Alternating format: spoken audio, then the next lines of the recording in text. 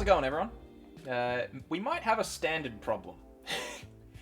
This is another Jerry off-the-cuff session. As I'm talking to you, let's chuck some gameplay in the side here, just to give you something to go off of. But I'm talking about some problems with potentially arising in standard today. I've got my nice cup of tea here. I'm calm, I'm chill. But earlier today was pretty intense. I was at a 70-player RCQ. This was the RCQ from my hometown. And in with the Teemo Cookies deck, and look, I think I did about as well as I could. There were a few moments there where luck just wasn't on my side. We finished not quite making the cut. Is what it is. Still pretty pleased with how I did. There's going to be plenty of opportunities to qualify still down the road. But one thing we saw a lot of at this event was a lot of Vivi Cauldron. This is, for those who don't know, a pretty notorious deck that's starting to pop up. In the wake of Corey's Steelcutter leaving, there was an Izzet deck that used Agatha's Soul Cauldron and Vivi, and it was kind of the deck to beat going into rotation. And post-rotation, we weren't sure what would happen because it was losing one of its best cards in Voldaren Thrillseeker.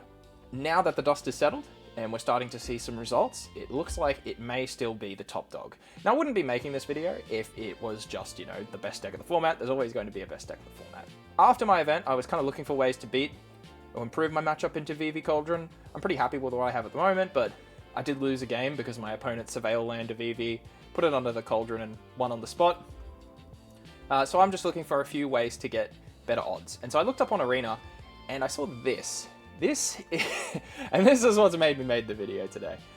This is the Arena Direct Championship. So this is 37-player tournament, pretty small player count, but these are players who are the best of the best Arena players, nominating their decks that they're going to bring to this exclusive championship to win their share of $250,000, I think. I think first place takes home 30 grand, so lots on the line here.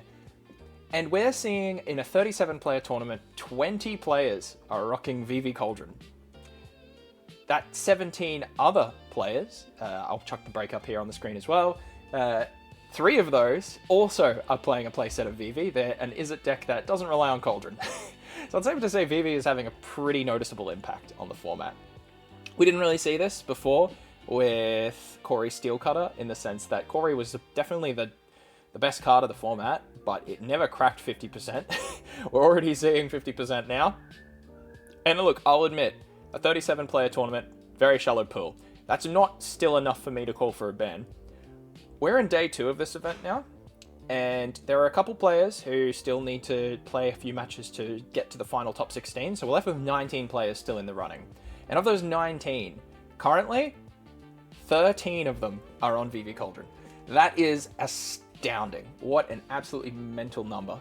The decks that are sticking around, stuff that is running, stuff like Cease and Desist, like decks are so teched for Vivi, and they're still losing to it. Vivi Cauldron decks are running a Braid in their main board to deal with the mirror, but at the same time, they're more concerned with just trying to get over the line before their opponent gets the combo going.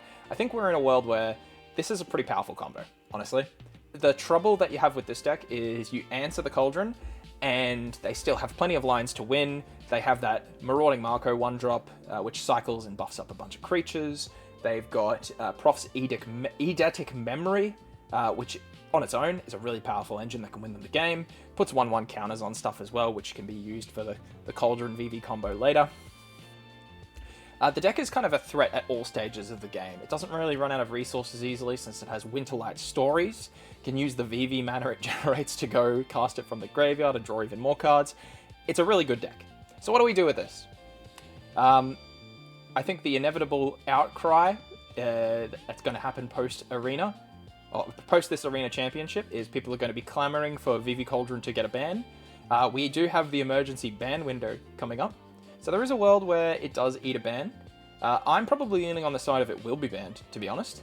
If we didn't have such strong results for it starting to emerge, so even at my own 70-player event, Vivi was definitely well represented and did pretty damn well.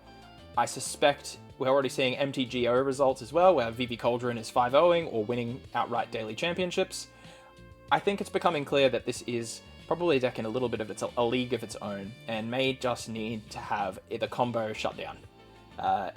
Vivi, last time, I said it was too early to give it a ban. even though people had been calling it to be banned at the time.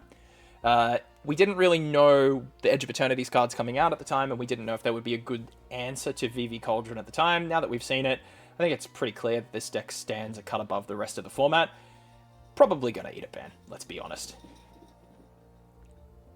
I think in the future, people may look to continually skew their decks towards beating Vivi.